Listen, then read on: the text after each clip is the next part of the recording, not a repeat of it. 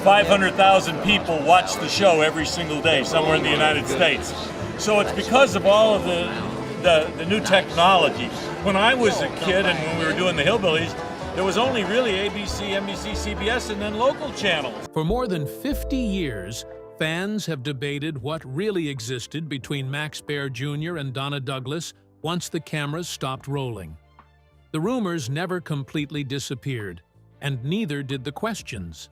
Now, as the last surviving main cast member of the Beverly Hillbillies, Max has finally painted the clearest picture yet of the woman who shared the screen with him for 9 years. So what did Donna Douglas really mean to Max Baer Jr.? And what has he revealed about their relationship since she passed away? Join us as we uncover what Max revealed about his relationship with Donna, the girl from Louisiana, and the boxer's son from New York. Max and Donna were two very different individuals who had arrived in Hollywood from very different directions and who were both about to have their entire lives defined by a single casting decision. Donna Douglas was born in a small community near Baton Rouge. She grew up in a deeply religious household, attended Robert E. Lee High School in Baton Rouge, and won the title of Miss Baton Rouge before heading to New York to try her luck at modeling and acting. She had the kind of beauty that the early 1960s television landscape was designed to showcase: blonde, wholesome, physically striking in a way that read as approachable rather than intimidating on the small screen. She was also, from everything everyone who worked with her ever said, genuinely kind. Donna was nervous about the entertainment industry from the beginning. She was not someone who came to Hollywood with ambition, untethered from doubt. She had revealed in interviews about the hesitation she felt around the profession and about the role her faith played in helping her navigate the parts of it that did not sit right with her. She refused to do anything she felt compromised her values, which in the early 1960s television landscape was a position that required some courage to hold.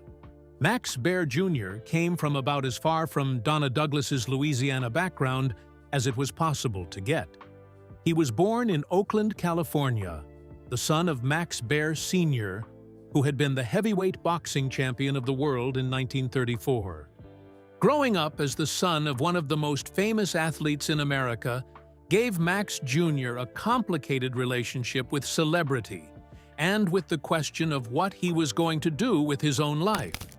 He attended Santa Clara University, where he earned a bachelor's degree in business administration with a minor in philosophy, and was a member of the college boxing team in 1959.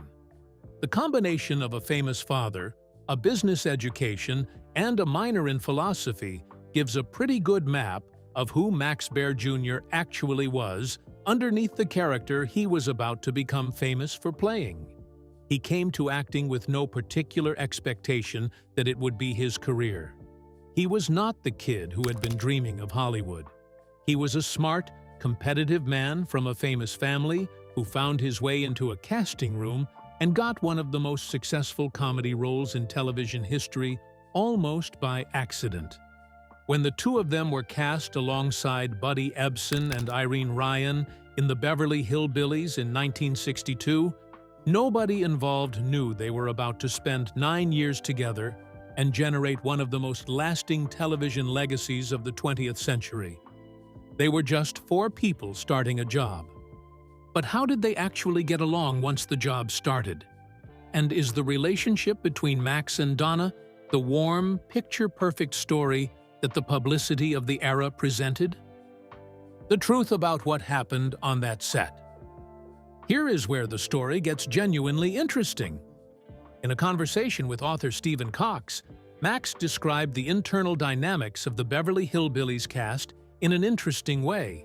He said, "I yelled at Irene, and she yelled at me. I'd get pissed at Donna, and she would cry or something like that. And Buddy would get angry with me and just turn his back on me."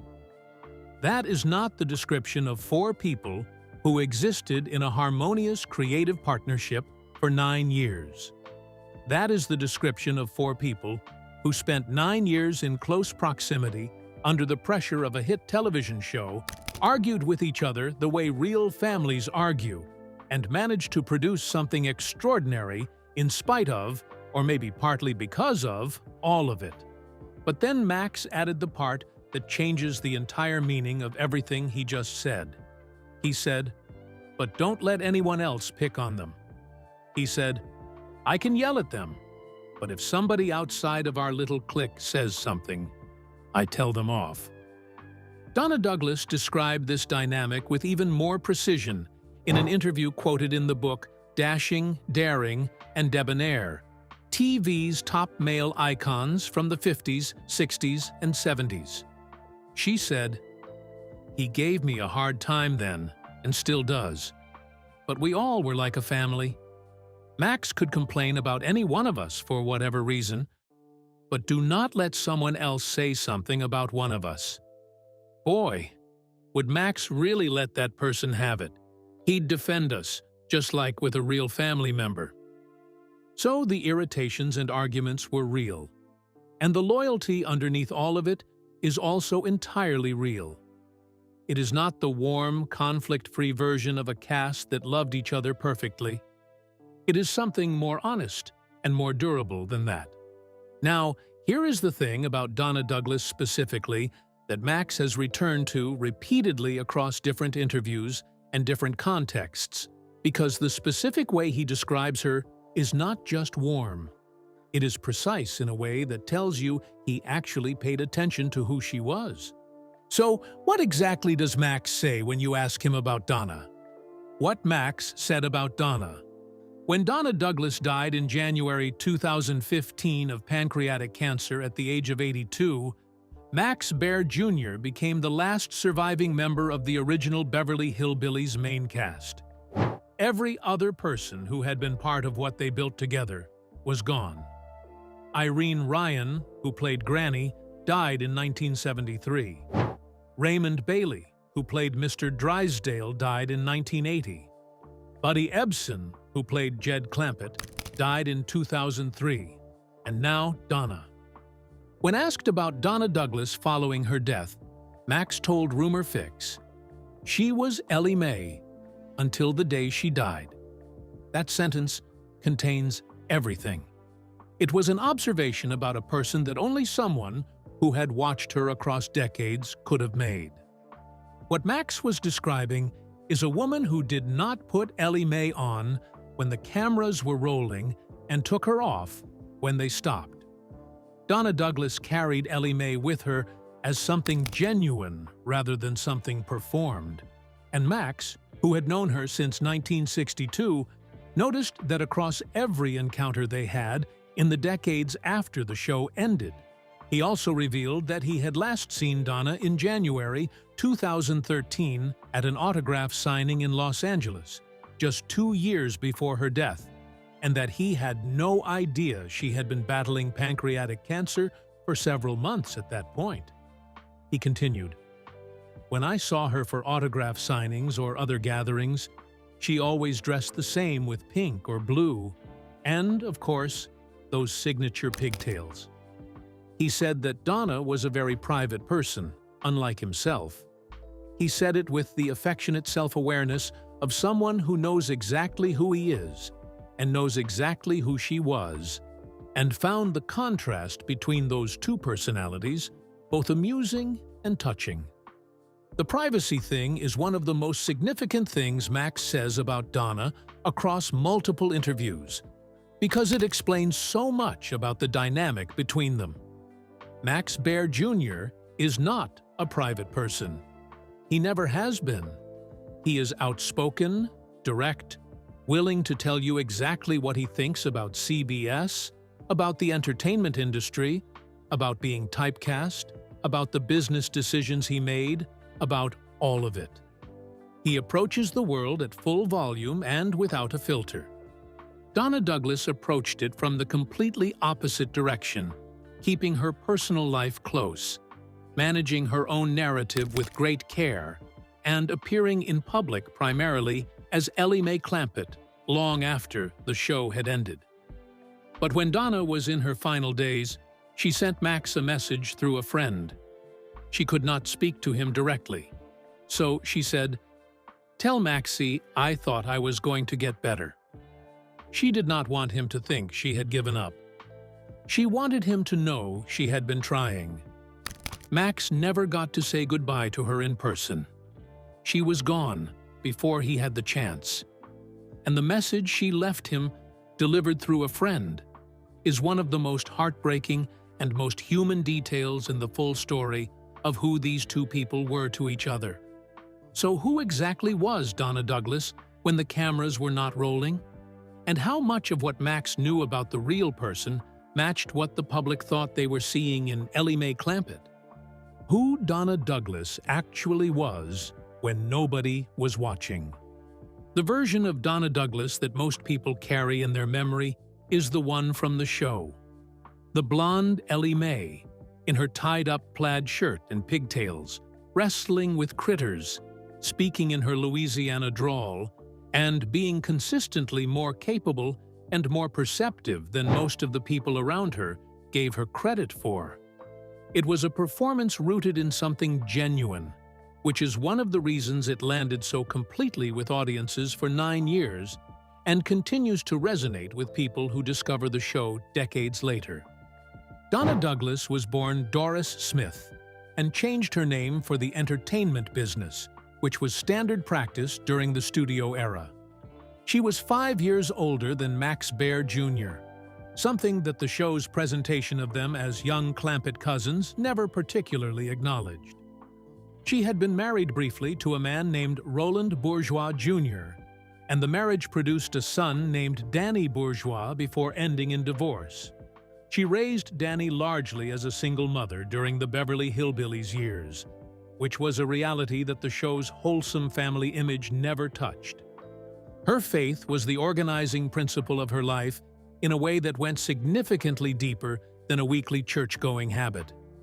She was a committed Christian whose belief system was not compartmentalized from her professional life, but integrated into every decision she made about what she would and would not do on screen and in public. She refused to do anything because she felt conflicted with her values. She described her faith as the thing that had gotten her through the ups and downs of her career. After the Beverly Hillbillies ended in 1971, Donna's acting career slowed significantly. She appeared in guest roles on various television shows and continued attending fan conventions and autograph signings, where she always, as Max noted, showed up as Ellie Mae. She was diagnosed with pancreatic cancer in the last year of her life and kept the diagnosis private for months, which is consistent with everything Max said about her as a very private person. She died on January 1st, 2015. Max Baer Jr., the last surviving main cast member, found out after she was gone. So what does it actually mean to be the sole surviving member of a cast that the whole world loved? And how has the man who played Jethro Bodine been living since the cameras stopped rolling? Max Baer Jr., after the show, and the weight of being Jethro. Here is the thing about playing one of the most beloved comedy characters in television history that Max Baer Jr. has been honest about across many years of interviews. It is a gift that also functions as a cage. When the Beverly Hillbillies ended in 1971, the cancellation was not driven by ratings. The show was still performing well when CBS pulled it as part of what became known as the Rural Purge, a network decision to cancel shows associated with rural or working-class audiences in favor of content with more urban demographic appeal. Beverly Hillbillies, along with Petticoat Junction and Green Acres, was canceled despite its audience numbers, which left Max without a show that was still drawing viewers. The problem he then faced was one that actors who play beloved comedy characters know very well. Nobody wanted to cast Max Baer Jr. in anything that was not connected to Jethro Bodine. He tried to transition into different kinds of roles. He starred in an unsold pilot called The Asphalt Cowboy in the early 70s, specifically designed to show him in a different kind of character. a good guy crime fighter named Max Culpepper. The pilot did not sell. The industry had decided who Max Baer Jr. was and was not interested in a different version. He has described this period with the dark humor of someone who has made his peace with a complicated situation. He said that after the Beverly Hillbillies ended, he had to audition for people who had no idea who he was, which is a different kind of humiliation from being typecast, one where the famous identity does not even open the door anymore. His relationship with the Jethro name itself is something he has described with precision. He said, "It's like somebody calling you a son of a bitch. If he's your friend, it's okay. If he's your enemy, it's not." That is the exact and honest articulation of what it feels like to have a character's name replace your own in the public imagination. Coming from a friend, it is warmth and recognition. Coming from someone who means it dismissively, it is a reduction of everything you are to a single performance from decades ago. Rather than fight the association or spend energy resisting it, Max eventually chose to leverage it. He licensed the Beverly Hillbillies name and characters from CBS to establish a casino called Jethro's, a business venture that put his business administration degree and his philosophy minor to work in a context that most people would not have predicted for the son of a heavyweight boxing champion who played a lovable country idiot on television for 9 years. The casino included a picture of Granny hanging over every bed with the caption, "Don't you touch her boy." He also sued CBS at one point, alleging that the network had cut a secret deal with an Iowa barbecue restaurant called Jethro's BBQ that conflicted with his supposedly exclusive rights to use the character's image for commercial purposes. The lawsuit added another chapter to his complicated decades-long negotiation with the identity that the show had given him. He has lived near Lake Tahoe in relative quiet for many years.